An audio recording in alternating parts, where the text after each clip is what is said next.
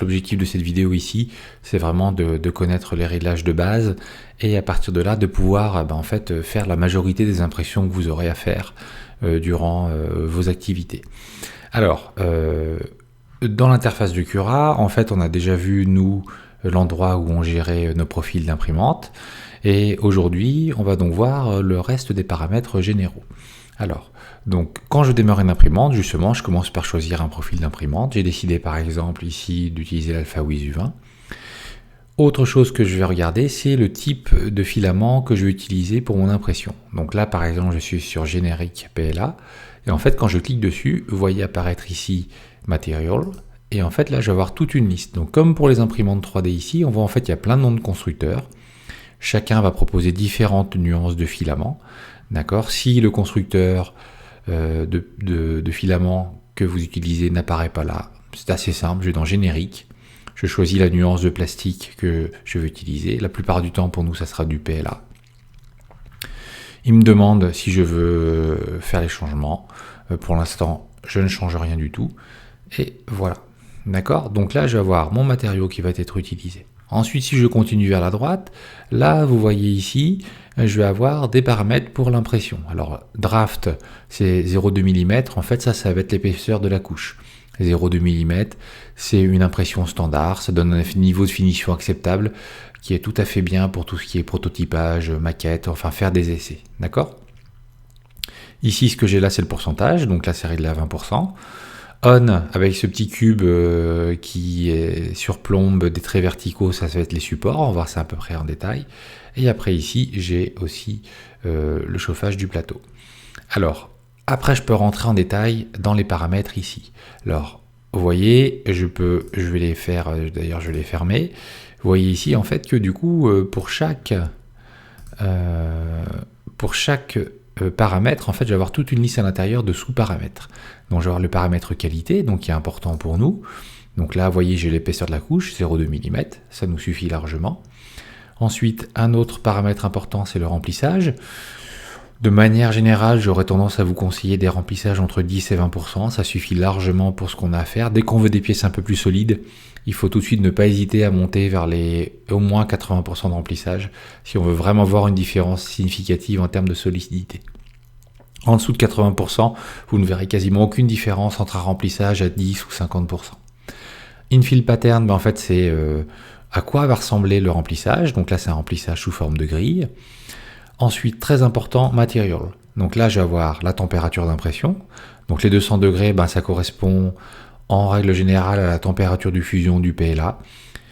Cette température peut légèrement jouer sur le niveau de finition et sur la solidité de la pièce. 200 degrés, c'est une valeur un peu standard, mais ça peut osciller entre 185 degrés et 210 degrés.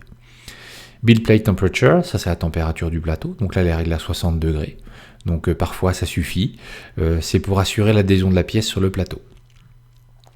Speed, Travel et Cooling, je l'ai laissé pour l'instant. Et je vais aller à Support. Donc Support ici, donc je vois la case Générer des supports dès que je l'active. En fait, je vais avoir plein d'options ici.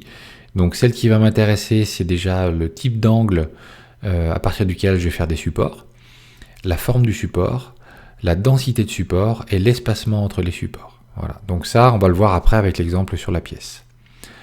Ensuite ici, je vais avoir le Build Plate Adhesion Type. Donc là, en fait, j'en ai différents types. Le Brim, en fait, ça va imprimer un pourtour autour de la pièce. Donc ça, c'est pas mal des fois pour faire s'écouler un peu de plastique avant de commencer vraiment l'impression de la pièce. C'est un réglage que j'utilise le plus souvent. Alors pour tous ces réglages, de toute façon, je ferai une vidéo pour le niveau avancé d'impression où je reviendrai un peu plus en détail sur chacun des paramètres. Donc déjà avec ça, en fait, je vais pouvoir lancer une impression et ça va suffire largement pour la plupart de mes impressions. Alors pour ajouter un modèle, je vais sur le petit icône dossier ici et j'ai déjà prévu un petit fichier. La plupart des fichiers que je vous conseille d'importer, ce sont des fichiers STL. Ils marchent très bien. Ce sont des fichiers qui peuvent être reproduits par la plupart des logiciels de 3D, donc utilisez-les.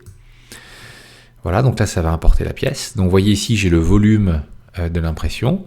Et ensuite, vous voyez, si je clique droit et que je maintiens le clic droit, je vais pouvoir en fait orienter le volume d'impression de mon imprimante. Avec la molette de la souris, je peux aussi zoomer pour avoir des détails sur la pièce que je veux imprimer. Voilà. Alors, maintenant, j'ai tous mes paramètres d'impression qui sont fixés. On voit ici sur cette pièce, par exemple, pour revenir un peu sur les supports, si je prends par exemple l'oreille, vous voyez, l'oreille, en fait, il y a une partie qui est quasiment horizontale. Donc, lorsque l'imprimante va déposer des couches de plastique, mais en fait, celle-ci ne sera supportée par rien. En fait, il n'y a rien sous la couche précédente qui va constituer l'oreille, et donc là, l'oreille risque de s'affaisser, donc la pression sera ratée. Donc, pour compenser ça, en fait, c'est là que vont intervenir les supports. Vous voyez, pareil, par exemple, pour le bras ici, on voit que les doigts, par exemple, s'il n'y a pas de support, ils vont s'affaisser, voire tomber. Alors, comment maintenant générer le fichier qui va être envoyé à l'imprimante ? Vous voyez en bas ici, je clique sur Slice.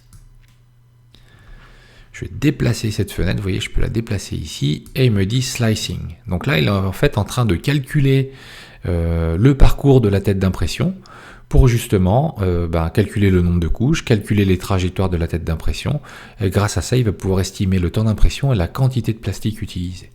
Alors en fonction du volume de votre pièce imprimée, de sa complexité, mais aussi de la puissance de votre ordinateur, ça peut prendre un temps plus ou moins long, c'est rarement plus de quelques minutes. Voilà, donc là il est en train de le faire. Et voilà, donc là j'ai 6h26 minutes d'impression, 65 grammes de filament, 21,67 m. Et voilà, mon impression est prête. Si je veux ensuite sauvegarder, je fais Save to Disk, et ça permettra par exemple de la sauvegarder sur la micro SD ou la clé SD que je mettrai ensuite dans l'imprimante.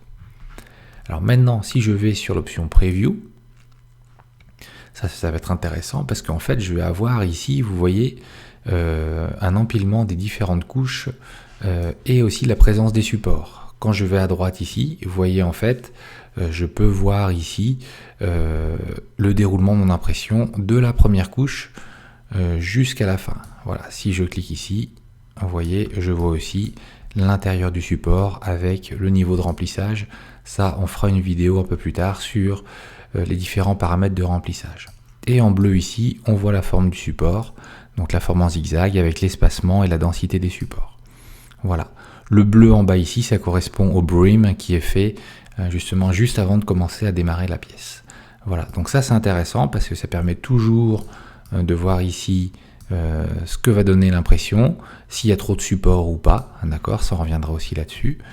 Et voilà, et là on le voit bien ici sur la pièce, par exemple pour l'oreille. Ici on voit les supports pour soutenir la pièce.